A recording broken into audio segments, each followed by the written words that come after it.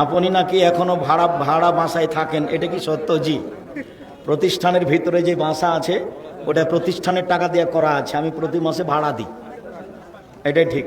আমার বাসা প্রতিষ্ঠান থেকে 1.5-2 কিলোমিটার দূরে আছে, এবং বাসায় থাকি না, জামিয়া সালাফি ডাঙ্গিপাড়ার ভিতরে বাসা করা আছে, সেই বাসা প্রতিষ্ঠানের টাকা দিয়ে করা আছে, সেটার ভাড়া আমি দিই, ভাড়া দিয়েই থাকি। আসসালামু আলাইকুম। ওস্তাজি, আপনি কি কোনোদিন বলেছেন যে সংগঠন একদম হারাম? এগুলো ভাষা আমাদের নয়, সংগঠন আমি করিনি, করব না, এটা আমার কথা আছে। এবং ছেলেদেরকে বলে যাব তোমরা কোনোদিন সংগঠন করিও না। আমাদের গোবিন্দগঞ্জে হ্যাকার অর্থাৎ মানুষের বিভিন্ন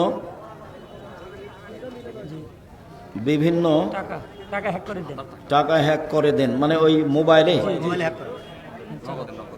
তার শাস্তি দানে আপনাদের নিকট অনুরোধ। ও তো টাকা মেরে খেলো, ও তো জালেম, ওর শাস্তি বড় কঠিন। মুজাম্মিল সূরা ছাড়া কি তাহাজ্জুদ সালাত হবে না? এটা আবার কোন কথা?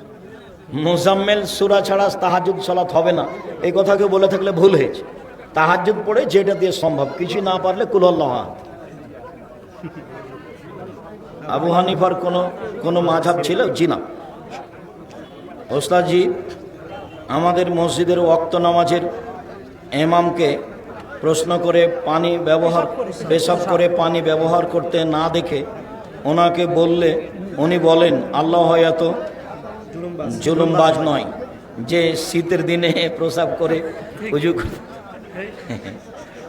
যাক, পেশাব করলেই অজু করতে হবে এই কথা নয়, তবে পেশাব পায়খানা শেষে পানি দিয়েই পবিত্রতা অর্জন করতে হবে, নামাজ হবে। ওই ইমাম রাখতে হবে না, না ওর নামাজ হবে না, জনগণের হবে। আর কি করার আছে, আপনিও থাকেন। ও হলো ভালো নয়, ওর নামাজ হবে না, ওকে পানি দিয়েই পবিত্রতা অর্জন করতে হবে। পানি না থাকে তখন ডেল্টিস ব্যাপার। কোরআনের একটি আয়াতের অর্থ, কিয়ামতের দিন কোনো ব্যক্তি অন্য কারো পাপের বোঝা বহন করবে না। জি, করবে না। এবং একটি হাদিসে জানা যায় কোনো ব্যক্তি পাপ করলে সেই পাপের শাস্তি সেই ব্যক্তি পাবে, অন্য কেউ পাবে না। তাহলে প্রশ্ন হলো, একজন বেপর্দা নারী 4 জন পুরুষকে কিভাবে জাহান্নামে নিয়ে যাবে? 4 জন পুরুষকে জাহান্নামে নিয়ে যাবে এরকম কথা আমরা জানি না। একজন মহিলা তার বাপ দেখাশোনা করেনি, তার বাপ পাপী। তার স্বামী দেখাশোনা করেনি, তার স্বামী পাপী। তার ছেলে যদি না করে থাকে, বলে থাকে, তাহলে তার ছেলেও পাপী। এখন কোনটা যে তুমি বললে?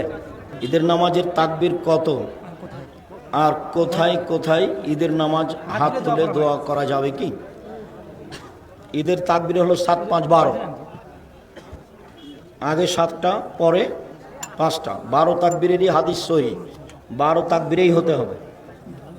আর সব তাকবীরে হাত উঠাতে হবে। প্রথম তাকবীরের পরে সানা হবে, তারপরে বাকি 6টা হবে। আর হাত তুলে দোয়ার জায়গা এটা নয়, হাত তুলে দোয়ার জায়গা হলো ব্যক্তিগত। সবাই মিলে যখন পানি চাওয়ার জন্য মাঠে করবে তখন এভাবে, আর জুমা মসজিদের সময় মিলে যখন করবে তখন এভাবে, খুতবা চলাকালীন। বাকি হাত তুলে দোয়া ব্যক্তিগত ব্যাপার। সলাতের উপরে যে বই আছে তাতে বিস্তারিত দেওয়া আছে, নেন। টাকা এমনি খরচ হবে, এসব বই অনেক গুরুত্বপূর্ণ। শুকরিয়া, জাযাকুমুল্লাহ খায়র। সুবহানাকা আল্লাহুম্মা ওয়া বিহামদিকা আশহাদু আল্লা ইলাহা ইল্লা আনতা আস্তাগফিরুকা ওয়া আতুবু ইলাইক। আসসালামু আলাইকুম ওয়া রাহমাতুল্লাহ।